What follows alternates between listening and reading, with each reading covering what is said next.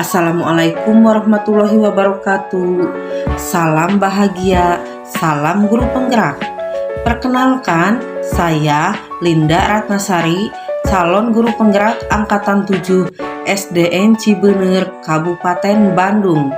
Pada kesempatan kali ini, saya akan mendemonstrasikan pemaparan aksi nyata modul 1.4 Budaya Positif. Fasilitator yaitu Bapak Haji Juanda SPD MM. Untuk pengajar praktik yaitu Bapak Muhammad Panji Muslim SPD. Dan saya sendiri sebagai calon guru penggerak angkatan 7 yaitu Linda Ratnasari SPD. Latar belakang: kurangnya kesadaran murid untuk membudayakan hal positif baik di lingkungan sekolah maupun lingkungan kelas, seperti tingkat bullying masih tinggi, motivasi untuk berangkat ke sekolah masih rendah, kurang mematuhi tata tertib sekolah, dan motivasi belajar masih rendah. Oleh karena itu, dilakukanlah sosialisasi budaya positif baik itu kepada murid maupun kepada rekan guru. Adapun tujuannya yaitu mengembangkan budaya positif, diharapkan dapat menumbuhkan motivasi intrinsik dalam diri anak untuk menjadi pribadi yang bertanggung jawab dan berbudi pekerti luhur serta berakhlak mulia. Lalu, tolak ukur yaitu yang ke-1, terciptanya suasana atau lingkungan positif. Yang kedua, murid terlibat secara aktif dalam membuat keyakinan kelas. Yang ketiga, terwujudnya pembelajaran yang menyenangkan. Yang keempat, terwujudnya pembelajaran yang berpihak kepada murid. Dan yang kelima, guru dan murid dapat menerapkan budaya positif yang konsisten. Selanjutnya, untuk dukungan datang dari yang ke-1, kepala sekolah, rekan sejawat, dan murid agar rencana tindakan yang telah disusun dapat dilaksanakan dengan baik. Yang kedua, dari sarana prasarana untuk menumbuhkan budaya positif di sekolah, diantaranya menempelkan infografis, membuat keyakinan kelas. Dan yang terakhir, dukungan dari orang tua dalam melakukan budaya positif di rumah. Implementasi budaya positif di sekolah. 1. Menerapkan budaya 5S, yaitu salam, sapa, senyum, sopan, dan santun. Di antaranya, bersalaman dengan guru saat memasuki lingkungan sekolah. 2. Membuat keyakinan kelas. 3. Mensosialisasikan budaya positif kepada rekan guru dan murid.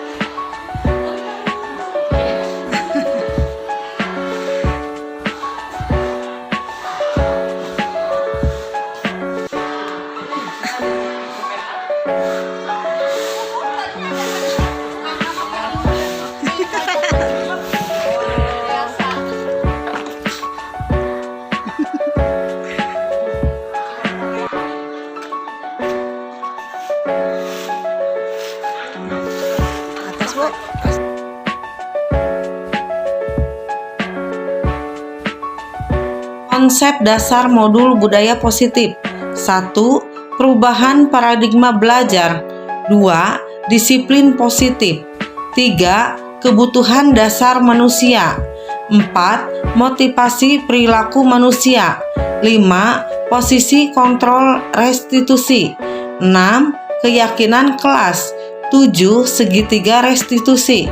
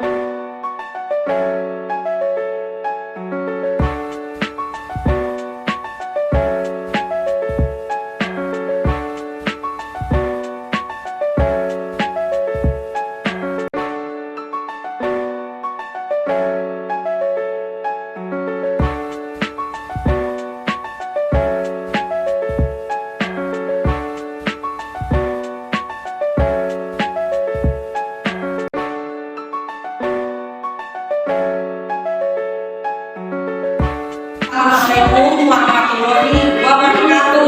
Waalaikumsalam warahmatullahi wabarakatuh. Bismillahirrahmanirrahim. Alhamdulillahirabbil alamin. Wa bihi nasta'inu ala isrofi anbiya'i wal mursalin wa ala alihi wa sahbihi ajmain. Amma ba'du. Ibu kepala sekolah yang saya hormati, ibu bapak guru yang saya hormati, alhamdulillah, puji dan syukur kita panjatkan kehadiran Allah Subhanahu wa Ta'ala yang telah memberikan kesehatan, rahmat-Nya, dan kesempatan untuk kita berkumpul di sini. Sholawat dan salam senantiasa kita curahkan kepada junjungan Nabi besar Muhammad Sallallahu Alaihi Wasallam. Ibu bapak guru yang saya hormati, perkenankanlah saya akan mensosialisasikan budaya positif di sekolah dan di kelas. Sebelumnya saya mohon maaf, bukan maksud untuk menggurui atau memberitahu kepada ibu dan bapak semuanya, tetapi mari kita bersama-sama belajar untuk mengetahui bagaimana untuk mewujudkan terciptanya budaya positif di sekolah maupun di kelas. Bismillahirrahmanirrahim. Assalamualaikum warahmatullahi wabarakatuh. Waalaikumsalam warahmatullahi wabarakatuh. Alhamdulillah, segala puji dan syukur kita panjatkan kehadiran Allah Subhanahu wa Ta'ala karena kita bisa berkumpul di sini dengan saya dengan melakukan kegiatan salam guru penggerak. Nah, ibu kepala sekolah yang saya hormati, ibu bapak guru yang saya hormati, pertama-tama saya ucapkan banyak terima kasih atas kesediaannya menghadiri kegiatan yang saya lakukan hari ini. Nah, untuk hari ini saya akan memaparkan tentang budaya positif di sekolah dan di kelas.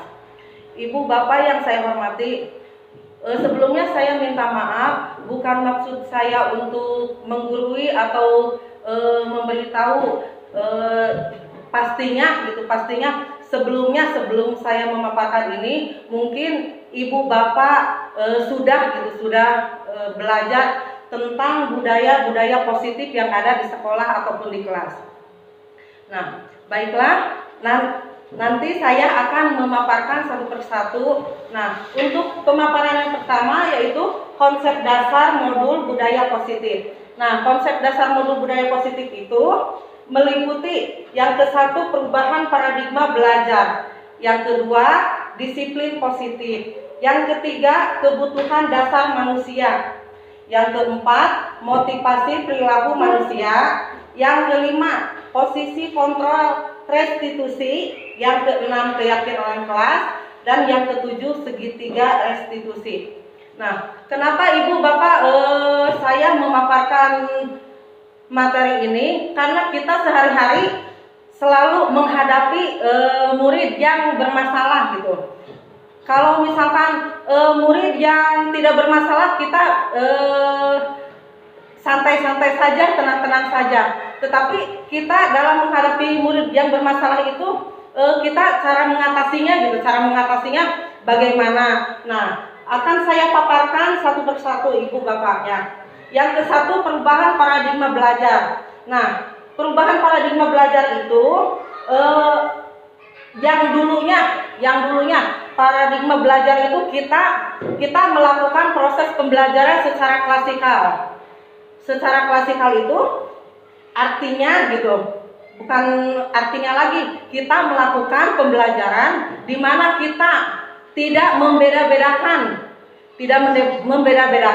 murid yang mempunyai kelebihan atau murid yang kita tidak tahu gitu keunikan murid itu apa, kelebihan murid itu apa, atau kekurangan murid itu apa. Contohnya kita dalam proses belajar mengajar ya, dalam proses belajar mengajar. Nah, kalau klasikal itu biasa aja gitu menghadapi murid. Ya mau yang bisa, mau yang tidak, mau yang kurang, mau yang lebih, kita ngasih aja materi gitu. Kita samaratakan kemampuan mereka gitu ya. Tetapi kalau sekarang itu pembelajarannya kita lakukan dengan berdiferensial gitu. Artinya kita harus tahu kebutuhan murid itu apa. Misalkan ada yang kekurangan dalam hal membaca, kekurangan dalam hal menghitung gitu ya, disgrafia ya, apalagi yang kekurangan yang disleksia misalkan, menulis gitu, kekurangan dalam hal menulis ya. Apalagi sekarang pembelajaran itu kan dikuatkan dengan berasaskan profil pelajar Pancasila. Nah, maka dari itu kita implementasikan, kita melakukan proses belajar mengajar itu berdiferensial, yaitu pembelajaran dengan mengetahui kekurangan siswa itu apa, kelebihan siswa itu apa, kebutuhan siswa juga apa ya. Bukan bermaksud kebutuhan siswa kebutuhan finansial, bukan, tapi kebutuhan siswa yang harus kita penuhi itu. Yang harus kita penuhi itu apa ya. Untuk selanjutnya yang kedua itu disiplin positif. Disiplin itu kita ketahui merupakan perasaan taat dan patuh terhadap nilai-nilai yang dipercaya, merupakan tanggung jawabnya. Jadi atas kesadaran sendiri, tidak ada paksaan dari orang lain ya. Nah, kalau disiplin positif itu ya kita implementasikan di sekolah dengan teman. Ini untuk siswa ya Ibu Bapak, untuk siswa dengan teman atau dengan teman sebaya atau dengan teman di atas usianya ataupun dengan teman di bawah usianya. Nah, kalau disiplin positif itu merupakan salah satu cara penerapan disiplin yang bertujuan untuk menumbuhkan kesadaran serta memberdayakan anak untuk melakukan sesuatu tanpa adanya sogokan, paksaan, ancaman ataupun hukuman. Jadi menerapkan disiplin positif itu dengan orang lain gitu. Baik itu dengan yang tadi saya sebutkan, dengan yang di atas usianya, dengan sebayanya, ataupun yang di bawahnya. Nah, yang ketiga itu kebutuhan dasar manusia. Nah, Kebutuhan dasar manusia itu meliputi kebutuhan bertahan hidup. Bertahan hidup itu meliputi pangan, sandang, dan papan. Ya, jadi itu udah pasti kita sangat membutuhkan sekali itu kebutuhan dasar manusia itu. Yang ke-1 itu kebutuhan bertahan hidup itu yaitu pangan, sandang, dan papan. Ya, itu harus terpenuhi. Yang kedua, kasih sayang dan rasa diterima. Nah, maksudnya adalah siswa itu sekolah, dia ingin disayangi sama teman-temannya, disayangi sama gurunya, disayangi sama lingkungan sekolahnya yang lain. Baik itu teman sekelasnya ataupun sama teman di luar kelas. Misalkan waktu istirahat ada anak yang saling kenal gitu. Dan ini teman aku di rumah, misalkan ini teman aku di pengajian. Nah, itu mereka itu dalam hatinya membutuhkan rasa kasih sayang dan diterima sama orang lain. Adapun kalau misalkan tidak diterima, yaitu mungkin salah satunya dia harus bisa mengendalikan diri, bagaimana caranya supaya bisa diterima sama teman-temannya. Yang lainnya, penguasaan kebutuhan dasar manusia itu. Yang ketiga itu penguasaan. Penguasaan ini maksudnya adalah siswa itu ingin ada keinginan untuk menguasai teman-temannya. Nah, ketika dia ingin menguasai teman-temannya, kita sebagai guru bisa melihat sisi positifnya ataupun bisa melihat dari sisi negatifnya. Sisi positifnya, siswa itu kita berpikir, oh itu anak sudah bisa memimpin Dalam arti anak itu sudah mulai belajar memimpin karena dia itu maunya menguasai teman-temannya. Dan kita lihat aja di positifnya anak itu sudah mulai belajar memimpin. Tapi ketika kita melihat dari sisi negatifnya, nah kita mungkin kasih bimbingan ke anak itu supaya dia tahu kalau misalkan ketika dia menguasai orang lain, apakah teman sebayanya atau teman yang dikuasainya menerima atau tidak Jadi kita sebagai guru harus tahu apa yang dihadapi siswa itu atau apa yang dihadapi anak itu. Apakah dia menguasai temannya atau tidak Kadang-kadang kan saya juga di kelas suka ada aja yang lapor Bu, saya mah disuruh anu. Nah, itu kita tahu bahwa yang menyuruh itu sudah punya. Jadi itu udah pasti kita sangat membutuhkan sekali kebutuhan dasar manusia itu. Yang ke-1 itu kebutuhan bertahan hidup itu Alhamdulillah, segala puji dan syukur kita panjatkan kehadirat Allah Subhanahu wa Ta'ala karena kita bisa berkumpul di sini dengan melakukan kegiatan calon guru penggerak. Nah, Ibu kepala sekolah yang saya hormati, Ibu Bapak guru yang saya hormati, pertama-tama saya ucapkan banyak terima kasih atas kesediaannya menghadiri kegiatan yang saya lakukan hari ini. Nah, untuk hari ini saya akan memaparkan tentang budaya positif di sekolah dan di kelas. Ibu Bapak yang saya hormati, sebelumnya saya minta maaf, bukan maksud saya untuk menggurui atau memberitahu pastinya sebelum saya memaparkan ini mungkin Ibu Bapak sudah belajar tentang budaya positif yang ada di sekolah ataupun di kelas. Nah, baiklah, nanti saya akan memaparkan satu persatu. Nah, untuk pemaparan yang pertama yaitu konsep motivasi perilaku manusia itu ada dari luar ataupun ada dari dalam. Nah, saya akan memaparkan motivasi dari luar itu, yaitu yang ke-1 untuk menghindari ketidaknyamanan atau hukuman. hukuman ini adalah tingkat terendah dari motivasi perilaku manusia. Biasanya orang yang motivasi perilakunya untuk menghindari hukuman atau ketidaknyamanan akan bertanya, apa yang akan terjadi apabila saya melakukannya? Misalkan dari luar respon kita apa gitu ya. Jadi motivasi dari luar itu, respon kita itu apa? Apakah kita nyaman atau tidak ya? Sebenarnya mereka sedang menghindari permasalahan yang mungkin muncul dan berpengaruh pada mereka secara fisik, psikologis maupun tidak terpenuhinya kebutuhan mereka bila tidak melakukan tindakan tersebut. Motivasi ini bersifat eksternal, yaitu dari dalam. Yang kedua itu eksternal dari luar maksudnya.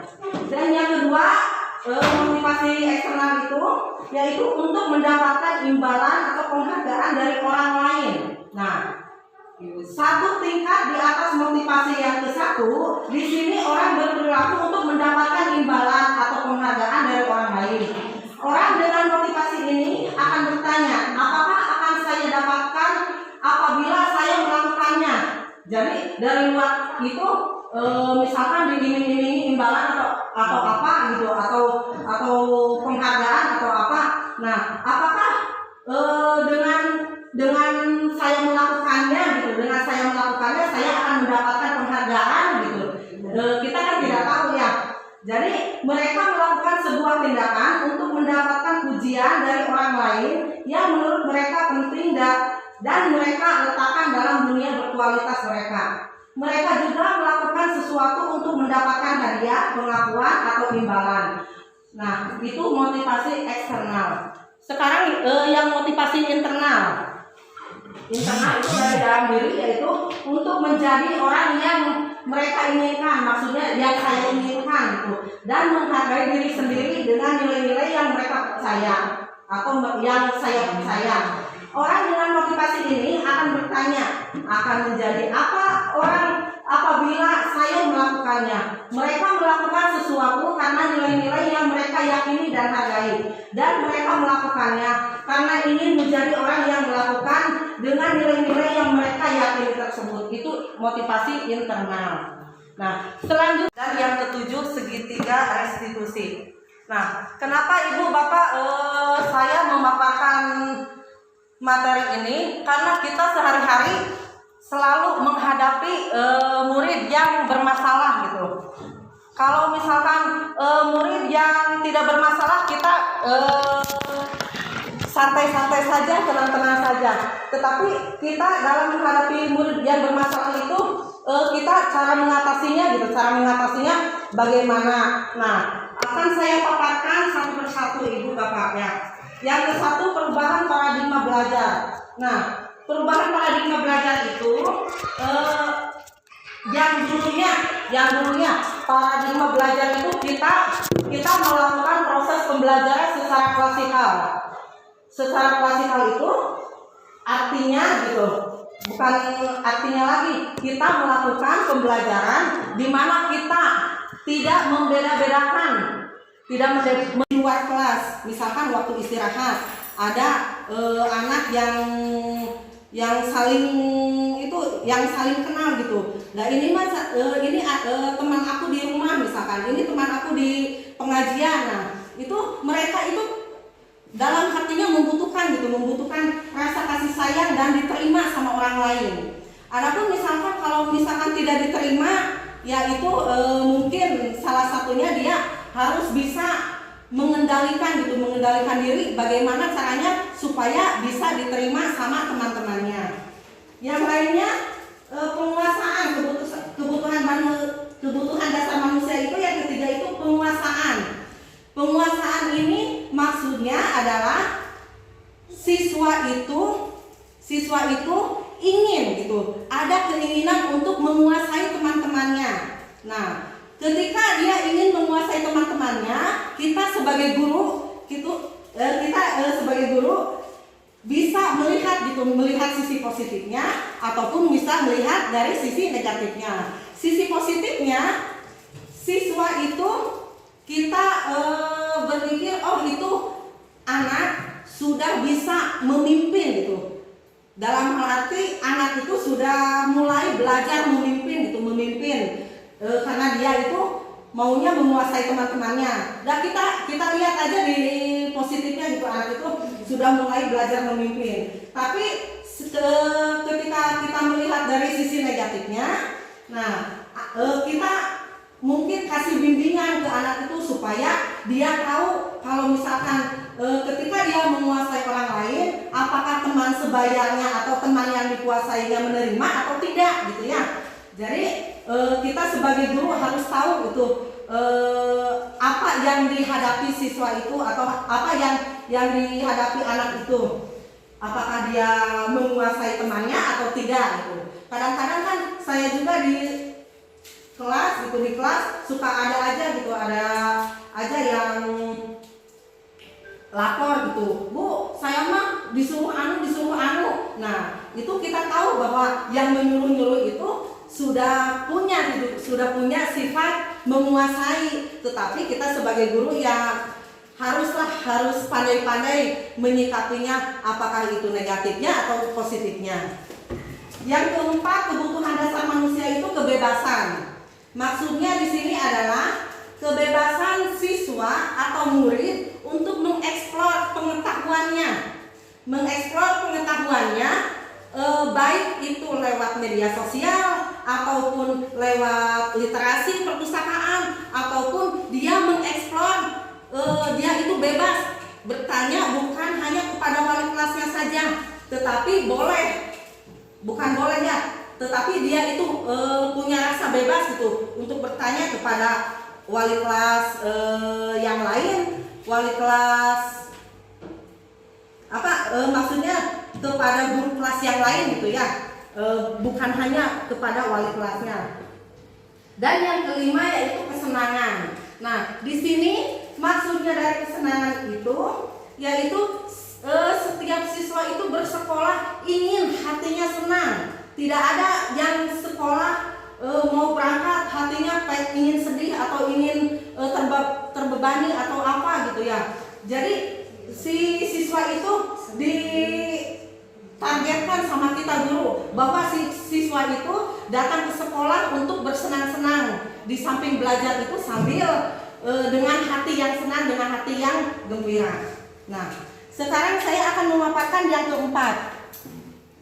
Yang keempat dari budaya positif itu yaitu motivasi perilaku manusia. Nah, motivasi perilaku manusia itu ada dari luar ataupun ada dari dalam. Nah, saya akan memaparkan motivasi dari luar itu yaitu yang ke-1 untuk menghindari ketidaknyamanan atau hukuman. Hukuman ini adalah tingkat rendah dari motivasi perilaku manusia. Biasanya orang yang motivasi perilakunya untuk menghindari hukuman atau ketidaknyamanan akan bertanya, apa yang akan terjadi apabila saya melakukannya? Misalkan dari luar respon kita apa gitu ya. Jadi motivasi dari luar itu, respon kita itu apa? Apakah kita nyaman atau tidak ya? Sebenarnya mereka sedang menghindari permasalahan yang mungkin muncul dan berpengaruh pada mereka secara fisik, psikologis maupun tidak terpenuhinya kebutuhan mereka bila tidak melakukan tindakan tersebut. Motivasi ini bersifat eksternal yaitu dari dalam. Yang kedua itu eksternal dari luar maksudnya. Dan yang kedua motivasi eksternal itu yaitu untuk mendapatkan imbalan atau penghargaan dari orang lain. Nah, satu tingkat di atas motivasi. Di sini orang berperilaku untuk mendapatkan imbalan atau penghargaan dari orang lain. Orang dengan motivasi ini akan saya dapatkan apabila saya melakukannya. Jadi dari luar itu misalkan diiming-imingi imbalan atau apa gitu atau penghargaan atau apa. Nah, apakah dengan saya melakukannya gitu, saya akan mendapatkan penghargaan gitu. Kita kan tidak tahu ya.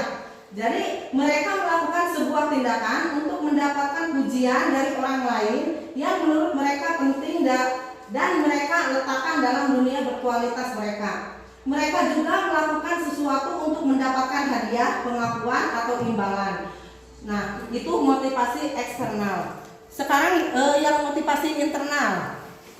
Internal itu dari dalam diri, yaitu untuk menjadi orang yang mereka inginkan, maksudnya yang saya inginkan gitu, dan menghargai diri sendiri dengan nilai-nilai yang mereka percaya atau yang saya percaya.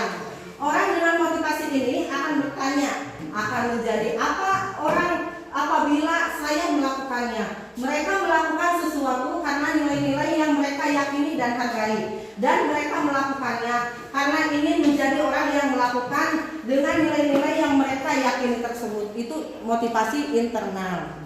Nah, selanjutnya budaya positif yang keempat, yang kelima maksudnya, yang kelima deh, yaitu posisi kontrol. Posisi kontrol itu bagaimana cara kita menyikapi setiap murid yang bermasalah. Mungkin kalau Bapak Ibu sudah membuka PNM, membuka aplikasi PNM, ini ada Bu, sama materinya posisi kontrol. Ada 5, yaitu posisi kontrol penghukum. Kita itu sebagai penghukum dalam menghadapi siswa itu, sebagai penghukum, sebagai pembuat rasa bersalah, sebagai teman, sebagai pemantau, atau sebagai manajer. Nah, untuk posisi penghukum itu, untuk posisi penghukum ya, kita itu suka menghardik, melakukan kekerasan fisik ataupun verbal ya. Nah, contohnya kata-kata yang sering kita keluarkan kalau kita mendapatkan siswa yang bermasalah. Contohnya ini, patuhi aturan saya, awas. Misalkan itu kita sebagai posisi penghukumnya. Tapi insya Allah lah sekarang sudah berkurang gitu, sudah mungkin sudah tidak ada. Nah, ini posisi penghukum, ada contoh kalimat yang sudah sering dilakukan. Nah, gimana coba kalau orang tua kamu tahu berbuat salah kayak begini? Nah, contoh yang lain, coba kamu berdiri di depan kelas sampai istirahat. Itu secara tidak langsung kita melakukan kekerasan kepada anak. Anak akan mengingat terus apa yang dilakukan gurunya. Anak akan mempunyai sifat dendam. Apa yang telah dilakukan? Oh, saya dipermalukan sama guru. Anak pasti akan mengingat-ingat sampai mungkin sampai dewasa gitu ya. Nah, untuk kedua, posisi pembuat merasa bersalah. Nah, guru ketika menyikapi anak yang punya masalah, misalkan ada yang terlambat ataupun anak itu bermasalah dengan hal-hal yang dia langgar, misalkan guru itu akan bertanya kepada anak ya. Nah, imbasnya anak itu merasa bersalah. Nah, bagaimana kata-kata yang diucapkan oleh guru? Misalkan ini ada contohnya, terlambat lagi, pasti terlambat lagi, selalu datang terlambat. Tapi itu bahasanya datar gitu, datar. Jadi tidak menghakimi, tidak terlalu menyalahkan gitu. Tetapi guru itu membuat si anak itu, oh iya Pak, saya salah, saya mengaku salah. Sadar, anak itu secara sadar sendiri ya. Nah, yang ketiga, posisi guru itu sebagai teman. Nah, ketika guru menghadapi anak yang mempunyai masalah, guru itu merangkul ke anak dengan bahasa yang datar. Jadi si guru itu, ayo nak, kita kesini dulu, misalkan diajak duduk bareng-bareng. Kalau posisi teman itu, jadi posisinya ketika guru mengajak bisa kepada anak yang bermasalah itu, kalau guru duduk, anak juga duduk, murid juga duduk. Kalau guru berdiri, murid juga berdiri. Jadi tidak ada yang berbeda. Ya. Yang keempat, posisi pemantau. Posisi pemantau itu maksudnya guru menelusuri apa alasannya, tetapi dengan bahasa yang tenang gitu, pemantau itu. Ya, antara pembuat merasa bersalah sama posisi teman, itu posisi pemantau. Jadi pemantau itu kenapa alasannya bisa sampai si anak itu berbuat kesalahan atau melanggar. Yang kelima itu posisi manajer. Nah, kalau posisi manajer sama dengan hampir sama ya dengan pemantau, tetapi manajer lebih mencari alasan-alasan yang spesifikasi. Misalkan, nih, apa yang kita yakini. Nah, kalau manajer itu selalu melibatkan hal-hal atau misalkan melibatkan apa-apa yang sudah disepakati bersama. Jadi manajer itu selalu menelusuri. Kan dulu kita sudah sepakat kalau misalkan kalau kamu melanggar ini sanksinya ini, misalkan gitu ya. Misalkan ini nih kalimat-kalimatnya, contoh yang sering kita lakukan gitu. Kalau misalkan kita berada di posisi manajer. Nah, apakah kamu meyakininya? Kan kita sudah meyakini gitu kesepakatan yang dulu kita buat awal masuk kelas. Nah, yang lainnya contohnya, jika kamu meyakininya, apakah kamu bersedia memperbaikinya? Nah, dikasih solusi sama guru itu. Kalau misalkan posisi manajer, kita juga tahu kan, misalkan kalau posisi manajer itu selalu kalau bahasa Sundanya selalu apik gitu, apik dalam menyikapi masalah. Kalau di sekolah ini, ibu kepala sekolah mungkinnya yang bertindak sebagai manajer itu pasti apa-apa disikapinya itu penelusurannya dengan apik, dengan teliti gitu kalau posisi manajer ya. Nah, kegiatan proses pembelajaran masuk ke semester 2 ini, saya membuat keyakinan kelas dulu sama anak-anak dan nanti akan dijadikan tata tertib kelas gitu. Kalau misalkan dulu kan tata tertib itu kan kelihatannya baku gitu ya. Anak-anak emang membaca dan mematuhinya ya. Tapi mungkin sekarang lebih penguatannya lebih ke penanaman profil pelajar Pancasila. Jadi kita selalu melibatkan anak dalam hal apapun juga. Nah, misalkan keyakinan kelas di awal pembelajaran semester 2 misalkan gini. Anak-anak ibu ingin membuat kesepakatan itu kalian silakan aturannya apa, nanti kita sepakati bersama. Nah, kalau misalkan itu sudah menjadi aturan kelas, insya Allah anak juga akan lebih mendominan untuk mematuhinya. Karena apa ibu bapak? Karena itu kesepakatan aturan mereka buat sendiri ya. Kalau misalkan mereka buat sendiri, udah pasti mereka juga malu kalau melanggarnya. Ya, jadi kesepakatan atau keyakinan kelas itu saya buat siswa sehingga siswa mematuhinya. Dan alhamdulillah kalau misalkan mereka tahu, oh itu kesepakatan kelas yang saya buat, masa saya yang melanggar juga gitu ya. Nah, gitu. Next. Itu ada KTP. Contohnya misalkan ini hasil keyakinan kelasnya ini ada Bu, bertanggung jawab mengerjakan tugas piket. Dan kan itu sepakat antara siswa dengan guru ya, siswa dengan guru. Kalau misalkan udah membuat keyakinan kelas bisa dipajang di kelas, di tembok ataupun di mana aja. Jadi siswa itu bisa membaca setiap waktu. Kita bisa membuat poin-poin keyakinan kelas bisa dipisah-pisah atau disatukan. Jadi mereka itu merasa, oh saya yang membuat, saya yang menyepakati, dan saya yang mematuhi gitu. Jadi mereka itu merasa bangga gitu, meyakini adanya nilai-nilai yang disepakati, nilai-nilai yang berasaskan profil pelajar Pancasila. Next, itu segitiga restitusi. Nah, segitiga restitusi itu yaitu bagaimana kita menyikapi siswa yang bermasalah. Nah, segitiga restitusi merupakan sebuah proses penciptaan kondisi bagaimana murid untuk memperbaiki kesalahannya. Jadi si murid itu tahu salahnya apa. Nah, melalui restitusi, satuan pendidikan bisa membantu para murid untuk mencapai tujuannya. memiliki sifat disiplin positif dan memulihkan dirinya setelah berbuat salah. Contohnya kemarin di kelas saya ada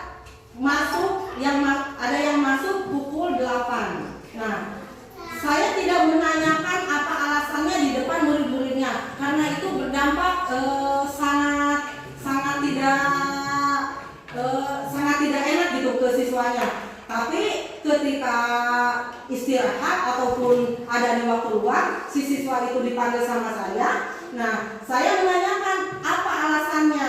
Nah, setelah menanyakan alasannya, nah siswa itu menceritakan semuanya dari A sampai Z. Jadi kita memberikan ruang untuk siswa mengetahui apa kesalahannya.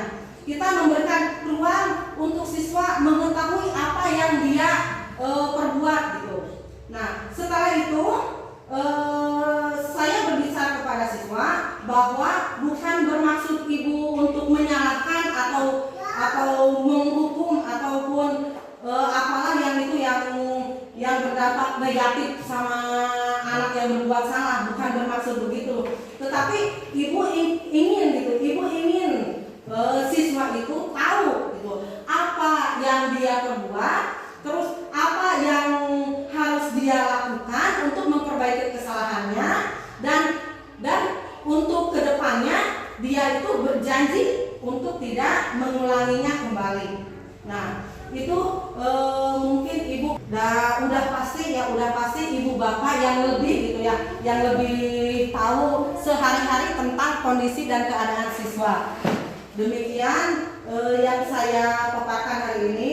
Mohon maaf Ibu Kepala Sekolah, saya ucapkan terima kasih. Ibu Bapak juga saya ucapkan terima kasih. Wabillahi taufiq wal hidayah. Wassalamualaikum warahmatullahi wabarakatuh.